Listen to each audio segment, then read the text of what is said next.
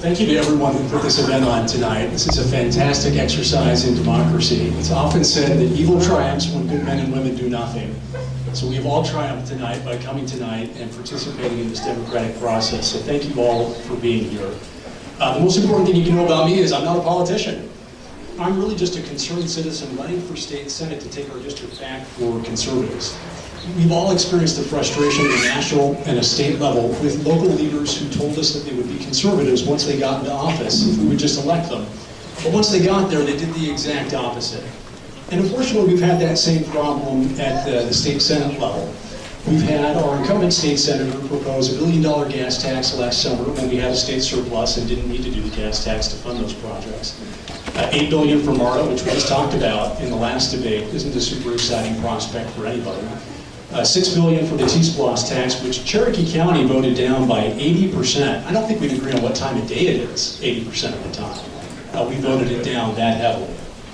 Instead, we need conservatives who go to office and act and legislate like conservatives. I've promised and have been the only candidate in this race to sign the No New Tax Pledge with Grover Norquist's Americans for Tax Reform. I'm the only candidate in this race who's been endorsed and certified by both pro-life organizations in the state. I've received the highest possible rating for a candidate from the National Rifle Association, and I'm the only candidate in the race endorsed by Concerned Women for America, one of the most conservative organizations in the nation. Now, besides standing up for these conservative principles, I promise to also work to reduce red tape for small business so it's easier for you to run your small business and start your new business. I've also promised to stand up for religious liberty against the attacks of the Chamber of Commerce. And I've promised to fight to reform entitlement spending in the state that's out of control. We can reform entitlement spending in this state, rein in welfare spending, and create jobs at the same time. So I thank you for your consideration and hope you'll consider me on May 24th. Thank you very much, Mr. Barlow. Senator Beach. Well, hey, thank you all for being here tonight. Thank you to the Chamber and Farm Bureau for putting this on. And again, thank you all for taking the time to come out here. I do want to introduce my wife, Chantel, of 32 years, and my daughter, Courtney. The family, they need the support on this. It's a lot of support for them too. But what I want to talk about is I moved here 24 years ago from New Orleans. And I had to move here because we didn't have any choice. We didn't have any economic opportunities. So we had to choose between Dallas and Atlanta. And we chose Atlanta in the metro area, and we made the right decision. And I've been involved for 20 years in this community. 7 as your DOT board member, and now 4 as your state senator.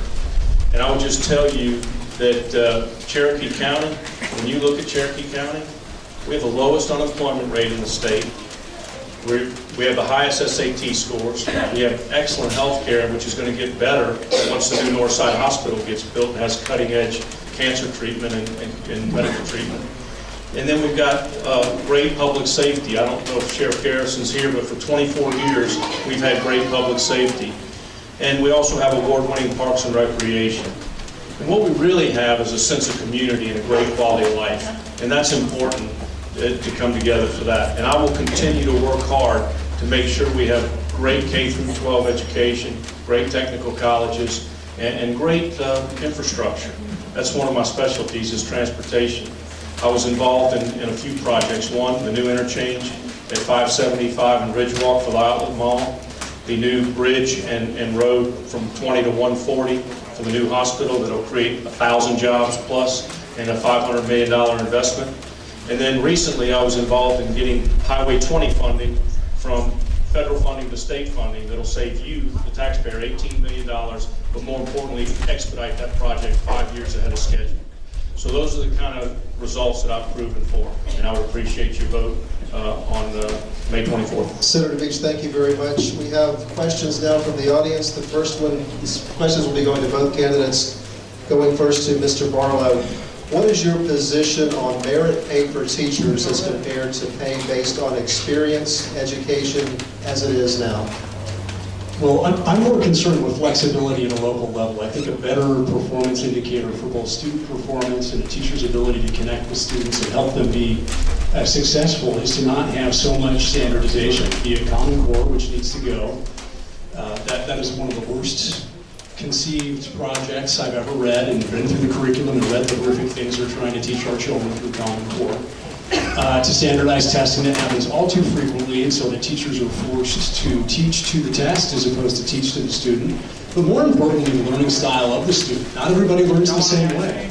And it's important that we not force everybody to go through the exact same dogmatic approach. That we allow teachers the flexibility to work with students in a way that that student best learns, and that's unique and individual to that student, and no single law or policy can change that.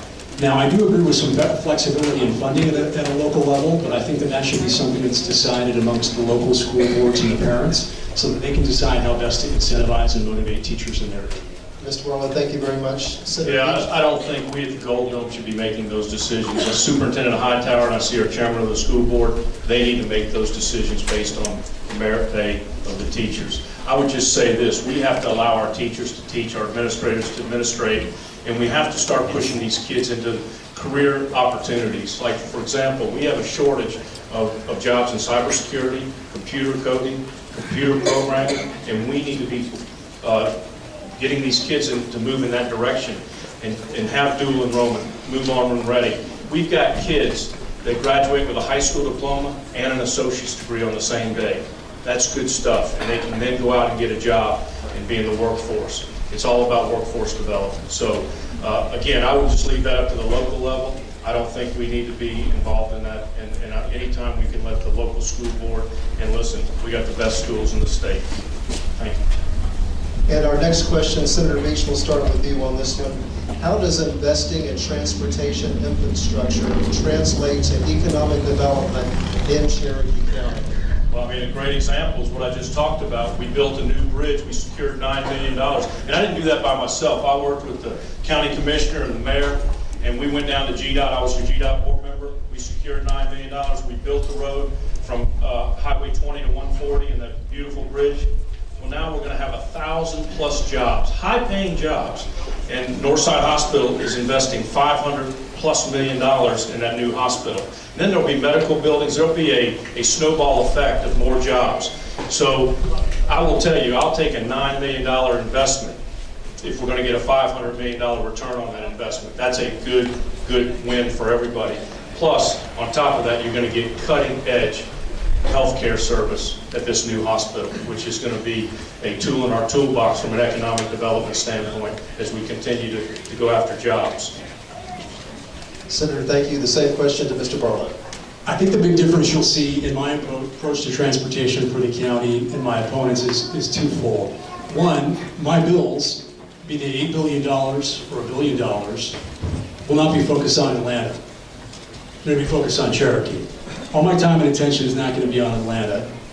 It's going to be on Cherokee. It's not going to be on Atlanta transportation. It's going to be on Cherokee. There are Atlanta senators. There are Atlanta representatives. We need a Cherokee representative, a Cherokee senator representing our voice. Like single lane roads we've got around here, that's ridiculous. $9 million, my goodness. The other thing you're not going to see me do is take credit for other people's work. I'm not going to piggyback and say that I did something that a bunch of other people did. I don't care about that. I don't care about pride, ego, vanity. I just care about the traffic that I'm driving through, that you're all driving through. And I see a bunch of single lane roads and multi-thousand unit homes going up all over the place. And I don't see plans for improving that. So my focus as senator is going to be in the earth, in the ground, here in our roads, and you're going to see it, and you're going to know it's done. Thank you very much, Mr. Barlow. Closing statements. Senator Beach, we'll start with you. Yeah, again, I want to thank y'all for allowing me to serve as your state senator the last 4 years. It's your seat. I'm just very blessed to go down and sit in it. I would just tell you there's a clear difference in this race, and that is experience versus no experience. I have 20 years of experience of working in the community when I wasn't even in an elected office. 7 years as your GDOT board member, again, with those road projects. I haven't delivered roads in Atlanta. I've delivered roads right here in Cherokee County. 575 in Ridgewalk Parkway by the Outlet Mall, $25 million. The one we just talked about at the hospital, and let me tell you, we are going to widen Highway 20, and we're going to 4-lane it from 575 all the way to Cumming. That's going to happen. The commissioners announced it. There's not going to be a northern route. There's not going to be a southern route. It is going to happen on the current route, and it's going to save you, the taxpayer, $18 million since we didn't have to use federal funding. When you use federal funding, you got to go through 22 different steps. When we're able to move it to state funding, we will be able to expedite that project and have it done within 5 years. I would appreciate your vote and your support in the Republican primary, May 24th. Thank you very much, Meets for Senator. Senate is my website, or you can call me on my cell. Thank you very much. Thank you. Mr. Barlow? It's a great privilege and honor to be here. I'm new to politics. I am not a politician. I am what the founders envisioned, which is people take time off their jobs and they go to work in the government for a short time, and then they go back to work in the private sector. One of the worst things we've done in this society is create career politicians. I have no desire to create a career in government. We can get done sensible transit projects, sensible conservative solutions with the spending we already bring in. We bring in $27 billion to this state. Every year we spend $1 billion more. Politicians will brag to you about them squeezing one end of the balloon, but they will ignore that the other end exploded. $1 billion a year, each and every year, is added to our state budget. It's easy to spend other people's money. The hard part, as every family in this area knows, is to live within your means, to live within a budget, to spend less than you take in. That's the Republican Party. That's the primary I'm running in. I'm committed to getting done common sense conservative solutions without going back to you and me for more funding each and every time. Please consider me on May 24th, Barlow for Senate. Thank you very much. Thank you.